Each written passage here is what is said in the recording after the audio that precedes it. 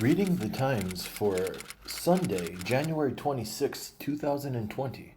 Reading the Times for Sunday, January 26, 2020. Trump team, opening defense, accuses Democrats of plot to subvert the election.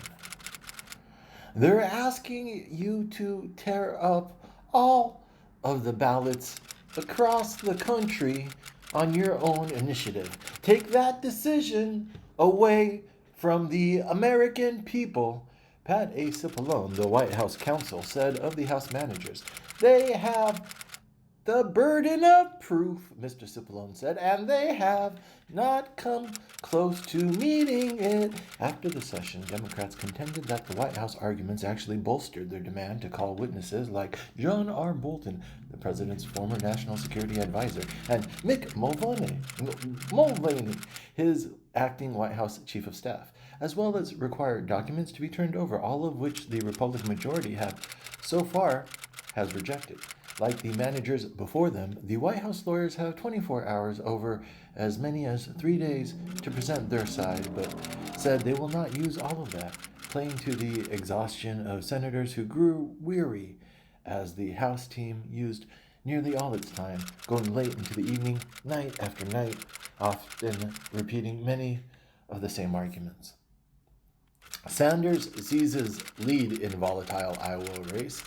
Times poll finds. Despite the ascent of Mr. Sanders, a self-described Democratic socialist, the poll also highlighted the combined appeal of the centrist. 55% of those surveyed say they preferred a standard-bearer who is more moderate than the Democrats. More moderate than most Democrats, sorry. Just 38% said they wanted one who is more liberal than most Democrats. As the strength of the other leading candidates has ebbed and flowed, Mr. Sanders, making a second run for the White House, appears to be peaking at the right time. The Vermont senator still leads by 7 points in that scenario. According to the survey, captured 30% of the vote, while Mr. Biden and Mr. Buttigieg both win 23%, and Ms. Warner garners 19%. The poll showed that only 18% of likely caucus goers think she would be best at improving health care, compared to 32% for Mr. Sanders. Tape made public of Trump discussing Ukraine with donors. In the full recording released on Saturday, Mr. Parnas can be heard telling Mr. Trump that he and Mr. Froman are in the process of purchasing an energy company in Ukraine right now. Mr. Trump responds, "How's Ukraine doing?" Then quickly adds, "Don't answer," prompting laughter in the room. Mr. Fruman said, "I don't remember." Mr. Trump, sounding stern, then said, "Get rid of her. Get her out tomorrow. I don't care. Get her out tomorrow. Take her out. Okay? Do it." Those comments were directed at one of Mr. Trump's aides, who was in the room at the time. Mr. Parnas has previously said, "The European Union is a group of countries that got together to screw the United States." It's as simple as that. Mr. Trump said, adding that such a notion is surprising because we're all sort of from there, right?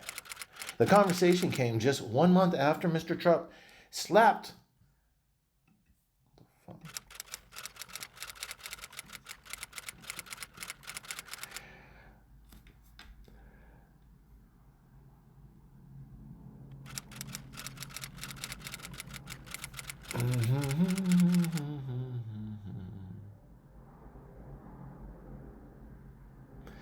Where were we just at?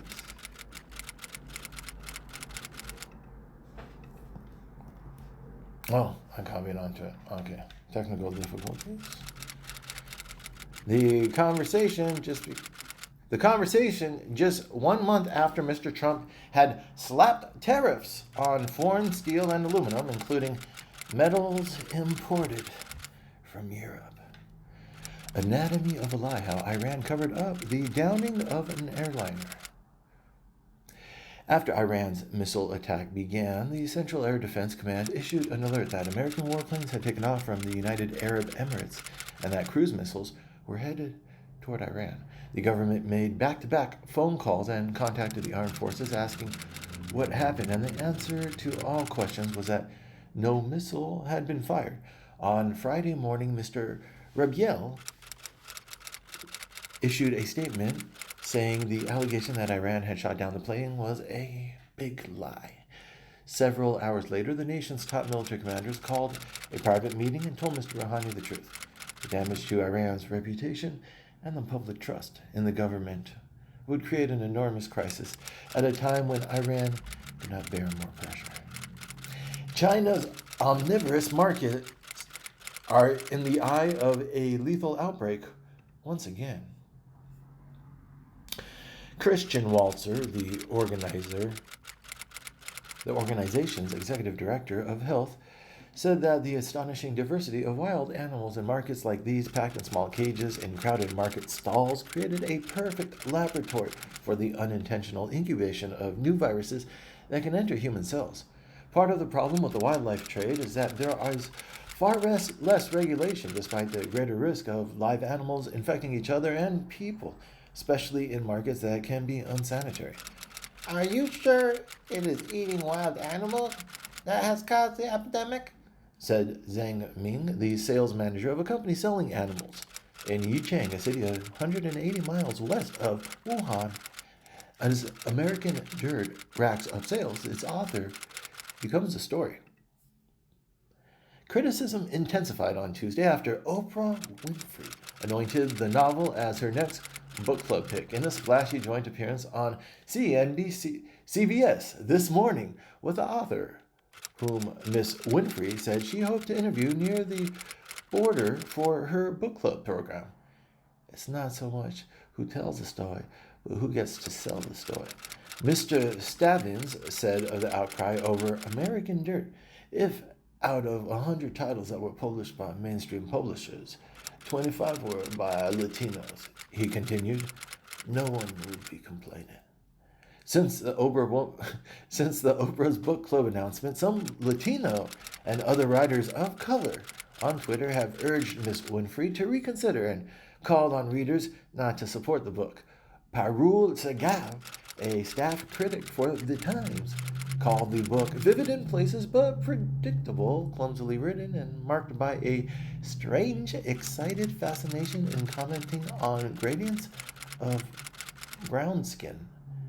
In the midst of the fallout, some writers who offered blurbs for the book have reconsidered. Europe's migration crisis has ebbed. Croatia wants to keep it that way.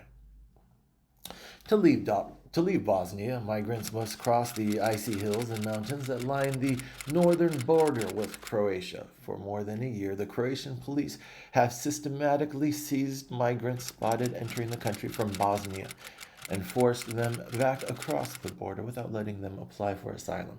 In interviews in Bosnia last month, dozens of migrants, residents, doctors, and aid workers provided a consistent account of migrants being deported without due process, and often beaten and robbed before being dumped in remote areas like Klinika. Gantz to meet Trump on peace plan, but alone, not with Netanyahu. The surprise announcement to meet Mr. Gantz will avoid an awkward three-way meeting with Mr. Trump and Mr. Netanyahu had sought to orchestrate at the White House on Tuesday, 5 weeks before Israel's March 2nd election, the third ballot in a year. Mr. Gantz, who is tacking to the right in his campaign this time, was full of praise for Mr. Trump, calling him a true friend of the state of Israel, the citizens of Israel, and the Jews of the United States, and saying his leadership has made the alliance between us deeper, stronger, and more powerful than ever. While couched in laudatory terms, Mr. Gantz's remarks about the Trump administration proposal for the Israeli-Palestinian conflict, about which he said he had been amply briefed, was full of subtle catty theodicy and referred to the potential rather than the probability of certainty of its success.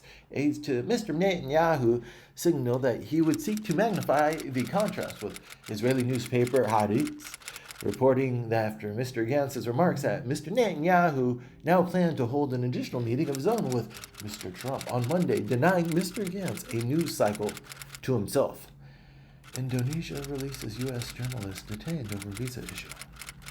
Mr. Jacobson's report from Manga Bay include an article about a paper company that he said has illicitly set up a shell company to secretly clear forest in Borneo, and another that analyzed the environmental record of Indonesia's President Joko Widodo.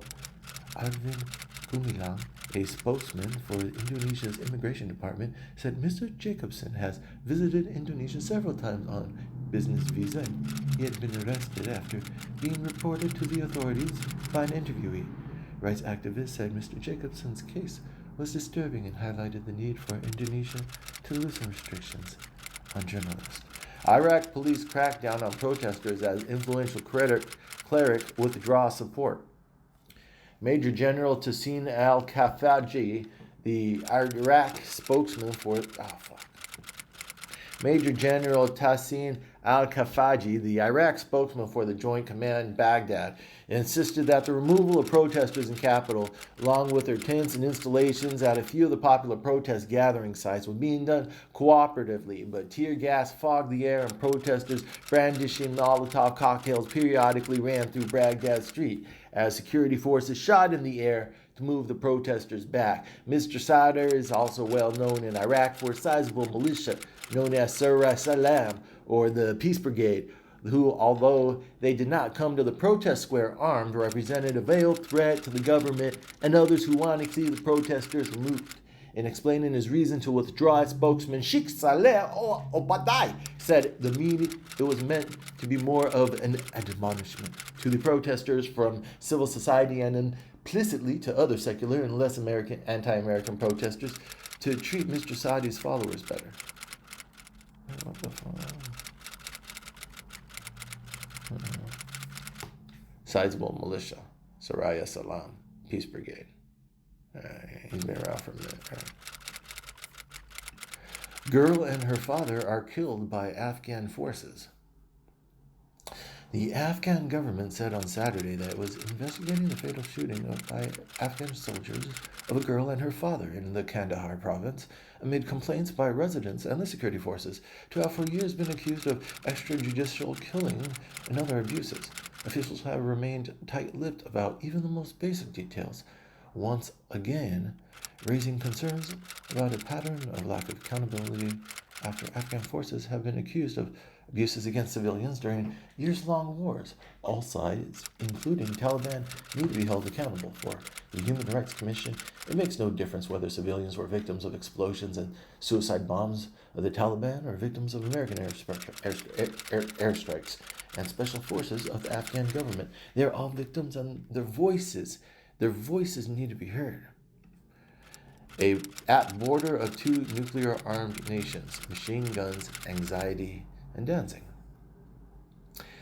Even last year, as India and Pakistan nearly went to war, the show went on. India has historically done a better job at creating a sense of national unity, even across a much bigger and more diverse space. In India, the country's flag popped up everywhere. Many people seemed more than ready to support a war. 75 years after Auschwitz liberation, worry that never again is not assured. Toxic political rhetoric and attacks directed at groups of people using languages to dehumanize them that was once considered taboo have become common across the world's democracies as world's leaders converge on Israel this past week for a ceremony at Yad Vashem, the hillside Holocaust memorial in Jerusalem. The event was clouded by a bitter dispute between Poland and Russia. Born in Poland in 1935, he is a Holocaust survivor and served as an Israeli ambassador to Poland. France judges dead jihadists but refuses to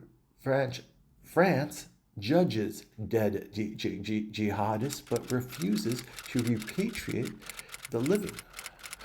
The trial, which concluded last week with convictions for everyone, brought to light one of France's paradoxes when it comes to handling such cases. The government wants to prosecute terrorism suspects, hoping to prevent them from falling through legal cracks and trying to piece together how the networks operate for evidence in future trials against the living. Even as the so-called ghost trials continue, the French government may be forced to moderate its stance and allow the repatriation of former fighters. Effects of coronavirus begin echoing far from Wuhan epicenter. Wuhan coronavirus map, tracking the spread of the outbreak. The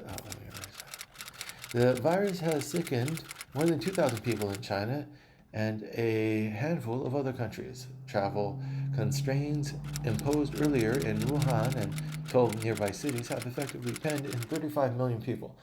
Shan Shi of Issaquah, Washington, he said he shipped several boxes of masks to China in a friend's luggage, hoping they could reach friends in Wuhan. Coronavirus exposes core flaws in few strengths in China's government. That's why you never really hear about problems emerging on a local scale in China, said John Yasuda, who studies China's approach to health crisis at Indiana University. The central government has enormous capacity to mobilize in a crisis, as it is doing now, locking down several major cities to slow the disease's spread.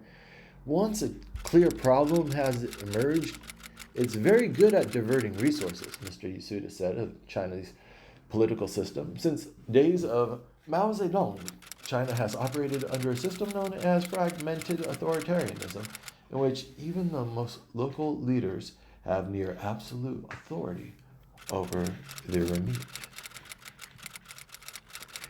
The haves of Iowa and the have-nots across the border.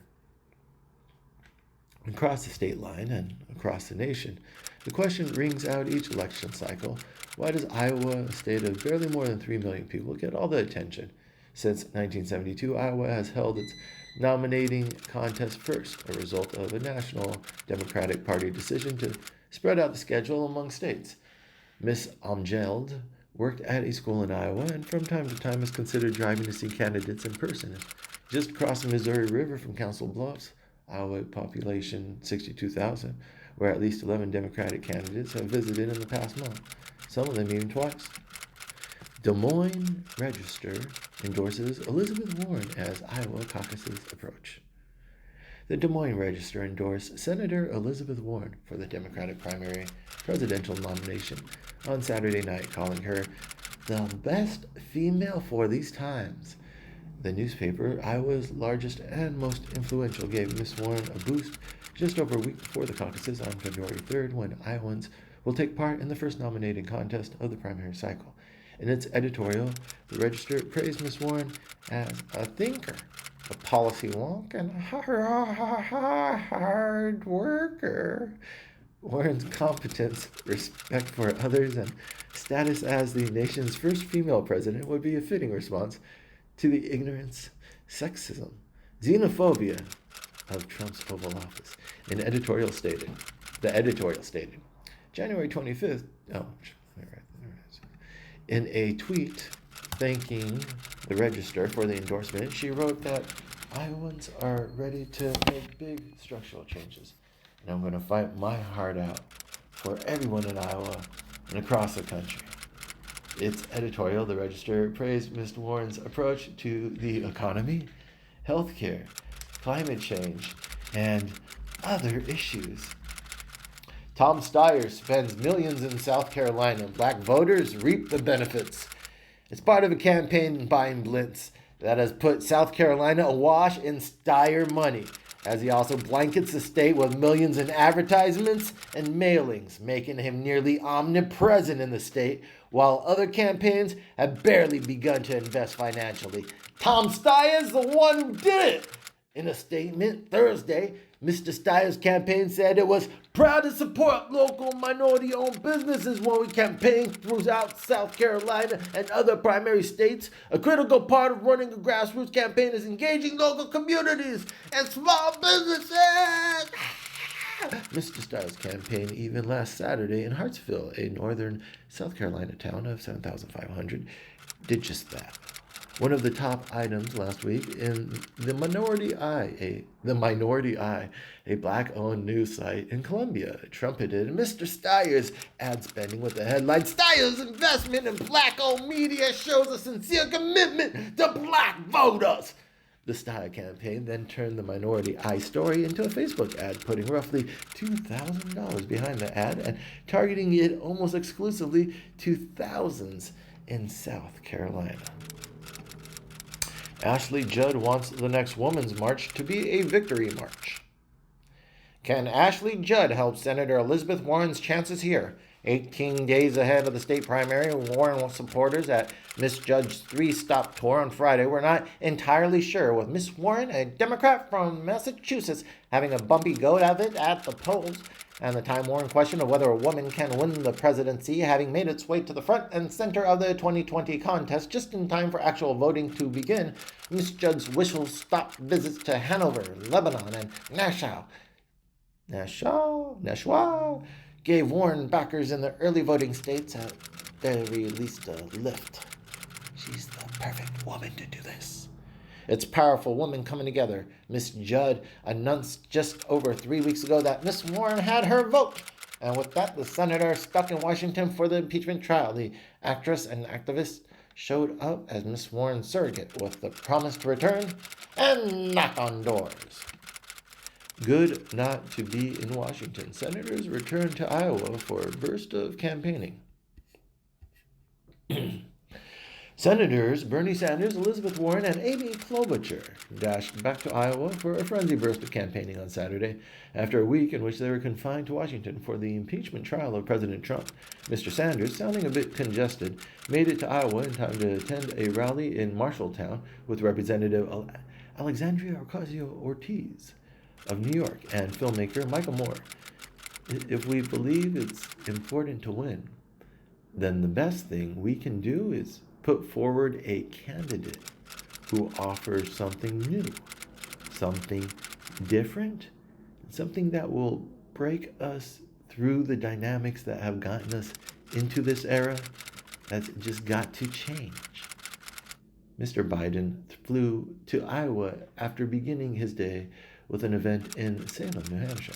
Speaking at an elementary school gym, Mr. Biden alluded to the impeachment trial that is playing out in Washington and reminded the crowd that he had come under relentless attack from Mr. Trump. Lamar Alexander, set to leave office, is GOP wildcard on witnesses. The ghost of Howard H. Baker Jr., the Republican senator from Texas who turned against Richard M. Nixon during Watergate, is hovering over Senator Lamar Alexander. Mr. Alexander, a third-term Republican from Tennessee, who is retiring at the end of this year, said that no one outside his family had more influence on him than Mr. Baker, the former Senate Majority Leader who is remembered for penetrating questions he posed as Nixon stared down impeachment. What does the president know? And what does he know? And when did he know it? What did the president know? And when did he know it? Now Mr. Alexander may hold in his hands the fate of another Republican president who is facing removal from office. Mr. McConnell, Republican of Kentucky, who is close with Mr. Alexander, is determined to hold Republicans together to block it. Could Trump muzzle John Bolton? The limits of exchange privilege explained. Republican senators allied with President Trump are increasingly arguing that the Senate should not call witnesses or subpoena documents for his impeachment trial because Mr. Trump has threatened to invoke executive privilege and the legal fight would take too long to resolve. What can executive privilege do?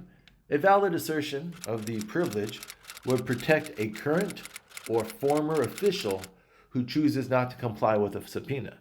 Noting the Nixon-era president, he said he doubted that a claim of executive privilege would be upheld in the context of impeachment because the courts don't give all that much deference to claims of presidential secrecy in cases of alleged wrongdoing. Is privilege the same thing as absolute immunity? No. In a related legal dispute, the Trump administration has argued that the White House officials are absolutely immune from being compelled to respond to a subpoena when Congress is seeking information. about their official duties. This whole thing is backwards. Pompeo denounces news media undermining U.S. message on press freedom. In an interview with Deirdre Sheshgreen of USA Today last year, Mr. Pompeo at one point repeated his name 9 times. No, not okay, but her name 9 times. No, not okay, but Deirdre, Deirdre, Deirdre, Deirdre, Deirdre, Deirdre, Deirdre, Deirdre, Deirdre. Not okay. But for some, Mr. Pompeo's treatment of Miss Kelly underlined a persistent hostility toward women. Catherine Kluver, the executive director of the Future of Diplomacy project at Harvard Kennedy School, said, "The Secretary of State is a bully and a misogynist." Mr. Pompeo's statement included a puzzling reference to Bangladesh. It is worth noting that Bangladesh is not Ukraine. The line implied, although did not specifically assert, that when Mr. Pompeo challenged Ms. Kelly to identify Ukraine, which is in Eastern Europe on an unlabeled map, she had mistakenly pointed to Bangladesh in South Asia. Ms. Kelly said Mr. Pompeo leaned toward her and glared at her before leaving with his aides, one of whom later asked her to accompany her to Mr. Pompeo's private living room, but without the recorder. A bank wouldn't take his bias settlement money, so he's suing. The lawsuit called it banking while black. After the assistant branch manager called the police, Mr. Thomas, 44, was questioned by 2 Livonia Police Department officers in the lobby for about an hour. Mr. Thomas and his lawyer, Deborah Gordon, said in interviews on Thursday. Santori Thomas, 44, of Detroit, in a photo provided by the law firm of Deborah Gordon, which is representing Mr. Thomas. That's a photo, great. Anyway. Cities prepare for the worst as Trump's food stamps cut nears. In 2008, 5 of Greater Cleveland's 10 most common jobs, retail sales, food preparations and service, cashiers, waiting tables, and janitorial and cleaning work, did not pay enough for people to afford food without assistance, according to Policy Matters Ohio, a liberal research organization. The Greater Cleveland Food Bank worries that the rule will move people out of the grocery store and into the food pantry line. Mr. Thomas spent 24 hours a month answering phone calls and handling incoming packages at the University Settlement, a food pantry in Cleveland that he also relies on when his food assistance runs out. You are now remotely controlled. Surveillance Capital has built most of the world's largest computer networks, data centers, populations of servers, undersea transmission cables, advanced microchips, and frontier machine intelligence, igniting an arms race for the 10,000 or so specialists on the planet who know how to coax knowledge from these vast new data continents. Now people have become targets for remote control as surveillance capitalists discovered that the most predictive data come from intervening in behavior to tune, herd, and modify actions in the direction of commercial objectives. Lawmakers must seek alliances with citizens who are...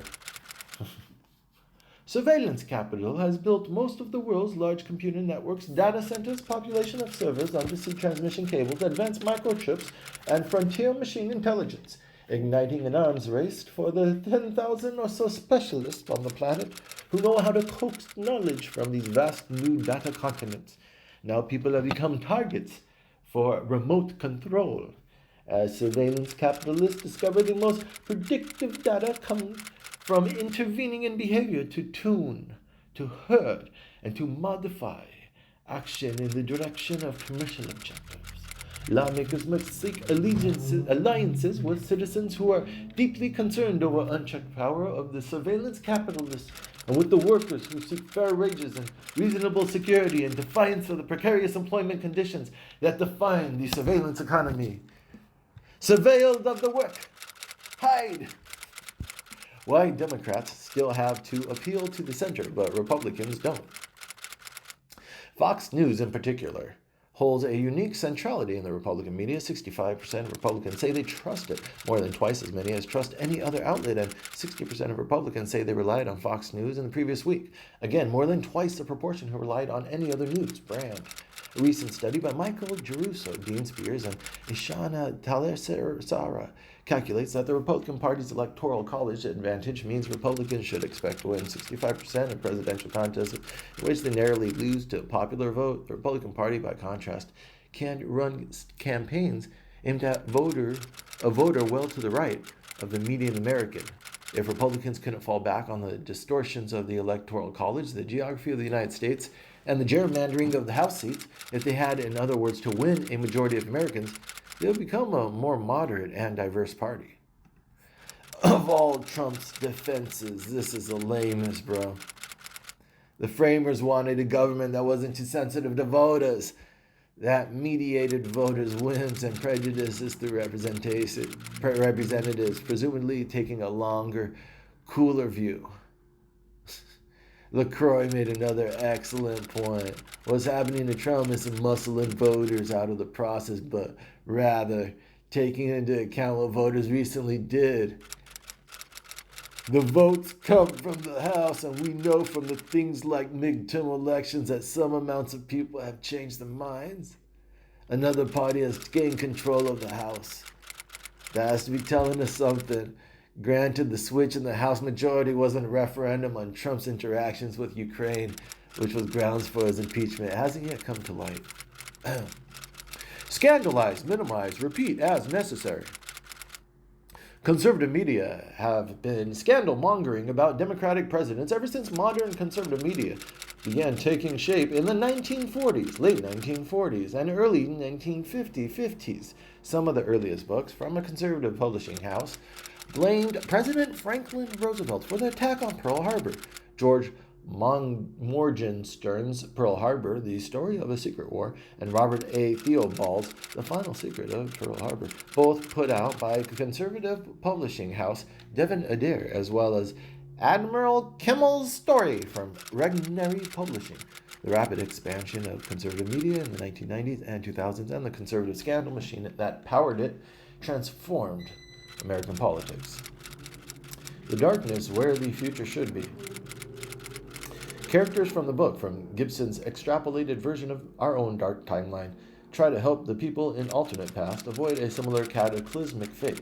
The question looming over the book is whether the future will be horrifying, is not whether the future will be horrifying, but whether there's even the possibility of a future that isn't.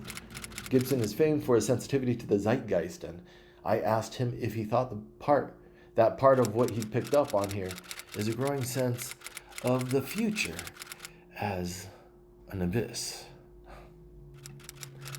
The revolution comes to Davos. In an official nod to the revolutionary spirit, the World Economic Forum itself, which runs the show, released a new Davos Manifesto for the Fourth Industrial Revolution. That Davos Manifesto is, I hasten to say, good stuff.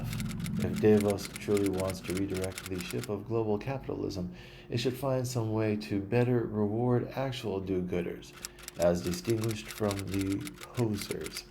So why not make future attendance to Davos limited to those companies that pledge agreement to the Davos Manifesto? Lean harder on miscreants. Why not, for a start, suspend all members convicted of bribery or other serious ethical offenses? The major cigarette companies were quietly disinvited from official Davos events. Should the American sellers of opiates really be showcased at an event committed to improving the state of the world? The forum's traditional response to that is that Davos needs to be a neutral platform, open to contending views, and even to those who are resistant to its goals. What do we get wrong about minimalism? Avoiding using your phone, checking your email, or updating social media is digital minimalism. Everything on Instagram seems to be minimalist. In 1990, the art historian Anna Chavez wrote that minimalism could be domineering and brutal, not so far from authoritarian. Historically, minimalism tells us to focus on what doesn't at first seem pleasant or beautiful and turn it into art, instead of creating a worldwide view based only on what we already have.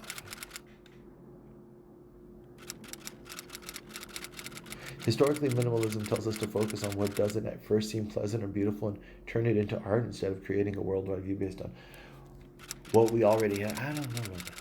I'm a queer Nigerian. It's hard to find a church community.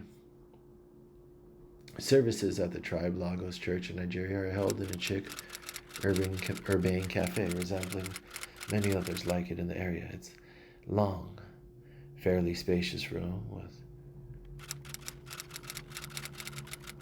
stark white walls and light casings made from woven raffia palms. The community is part of a larger wave, beginning in the early 2000s, of more progressive Nigerian Pentecostal churches led by young people that have risen up to fill the space conservative churches have left unexplored. Such churches might provide safer spaces for young Nigerians, but they come with limits for young Christians who are queer.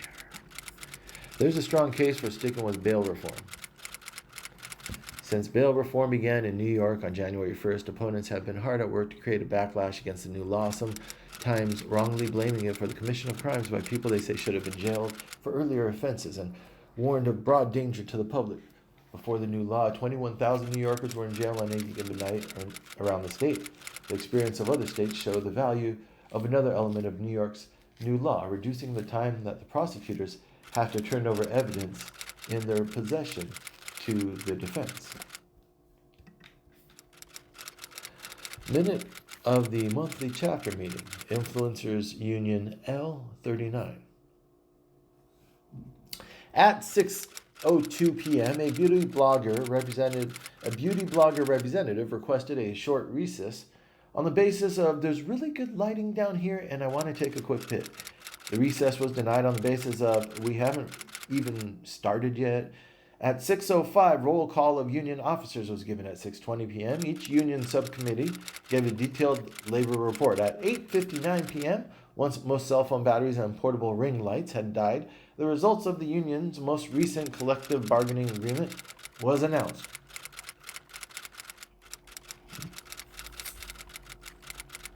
Can Western firms stop profiting from foreign nations' corruption? That'd be cool, thanks. Thanks to the investigation, we also know that Ms.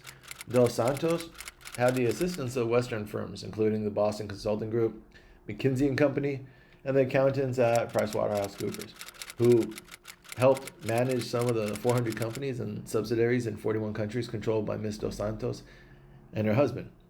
Ms. Dos Santos' father, Jose Eduardo Dos Santos, was a former revolutionary trained in Soviet Azerbaijan, but he became Angola's longest ruling president.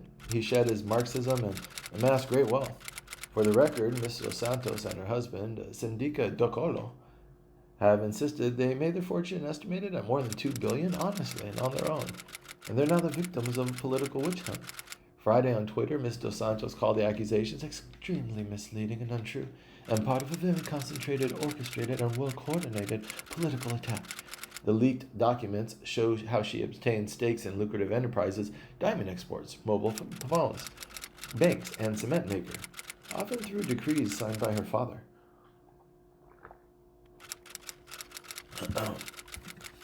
Why do we have an electoral college again?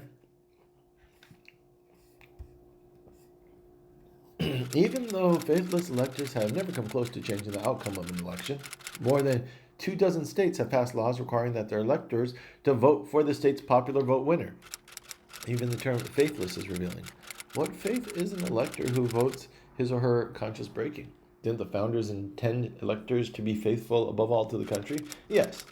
And yes, they are not now and essentially never have been. And yet they are not now and essentially have never have been. Faithless electors are unlikely to affect the outcome, even if electoral college tally is very close, as it was in 2000, when as few as 3 Republican electors could have broke their pledges and handed the president to the Democratic nominee, Al Gore, who won the most votes nationwide. Working class families in despair. What is less evident to many is that the rate of suicide is growing faster among farm families than anyone else. At my nephew's funeral, we spoke in painful detail about what had happened, and we have a number of farmers, their families approached us afterward and thank us. They thanked us for our transparency, for giving them permission to now talk more openly about their own issues. An entire generation or two of farm families are now threatened with extinction.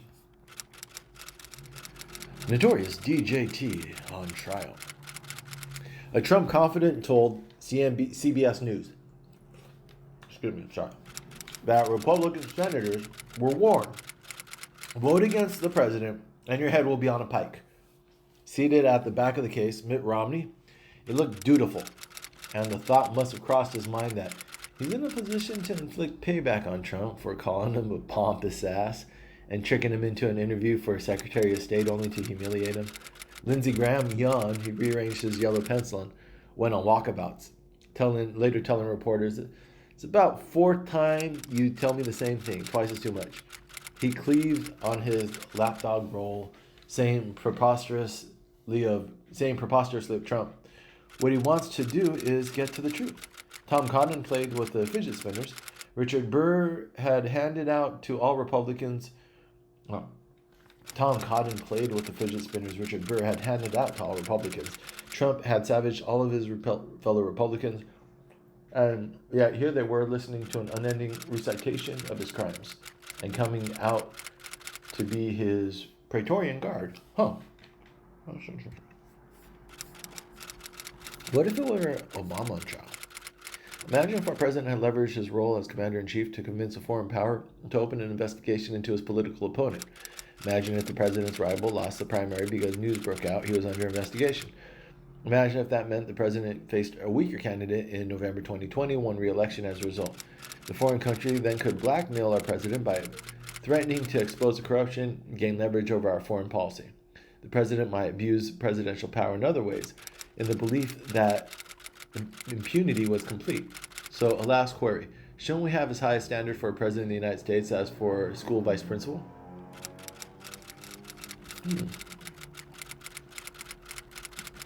Trump's best defense. Skeptics of the impeachment push have pointed to the striking absence of presidential impeachments across the republic's subsequent history. Did James Madison favor an expansive understanding of the impeachment clause?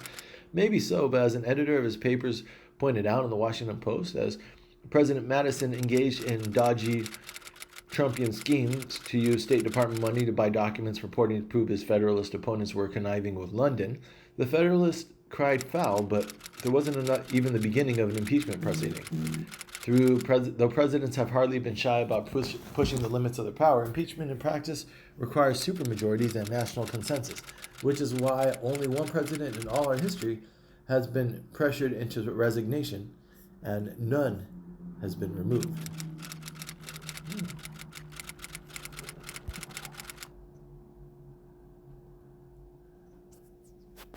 They shared a bunk bed growing up. Both were killed by the police. Stop and frisk is one of the reasons I think why our paths have crossed. Our paths diverged, and Naeem went toward the street.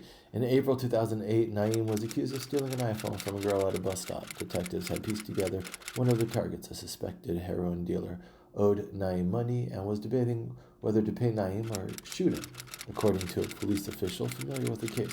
So in June 2014, detectives knocked on Naeem's door, according to law enforcement documents and interviews with Naeem's relatives.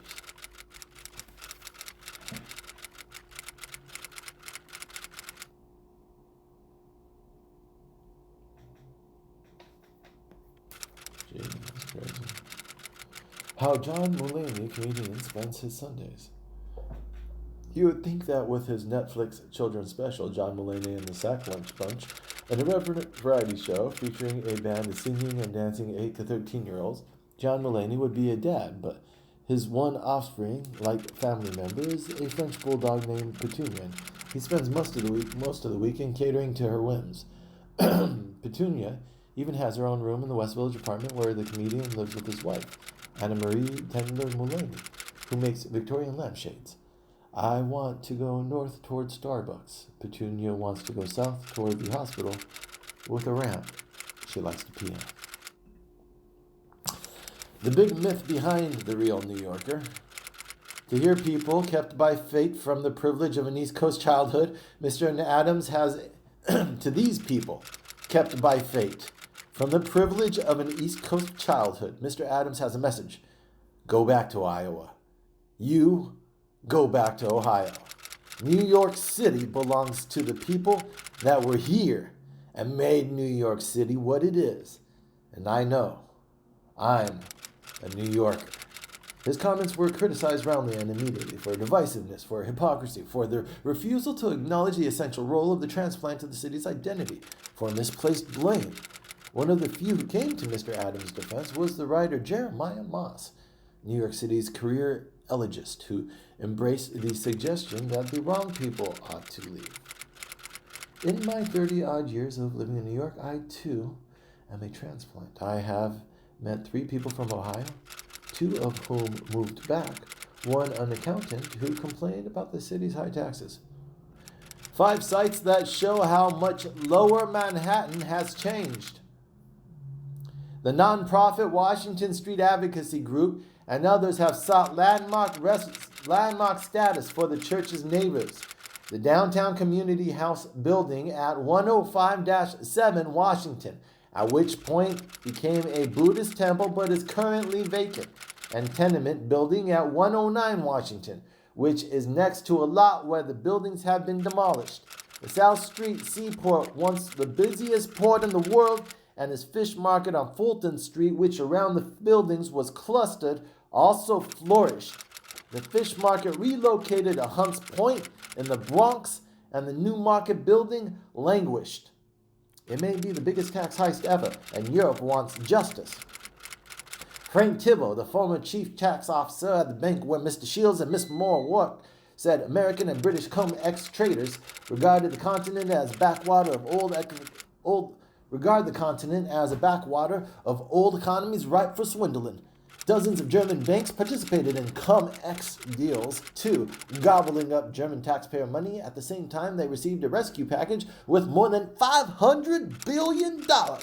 In 2012, soon after Germany shut down its cum-ex problem, a London trader began a cum-ex scheme that fleeced the Danish tax authority of $2 billion. Officials there say they changed the way you buy your basics. In the years since it sold its first pair of eyeglasses in 2010, other startups have launched well over a dozen new online eyeglass brands. How many of these startups will succeed? To some, the constant influx of new entrants offering eyeglasses and other products underscores that the direct-to-consumer frenzy has elements of a bubble, much like the dot-com boom of the 1990s, with venture capitalist firms financing rival brands that are chasing the same customers. The good news for brands, new and old, is that the market for consumer products isn't just tens of billions or even hundreds of billions of dollars a year, but several trillion a year in the United States alone. This week in business, beware mysterious videos on your phone.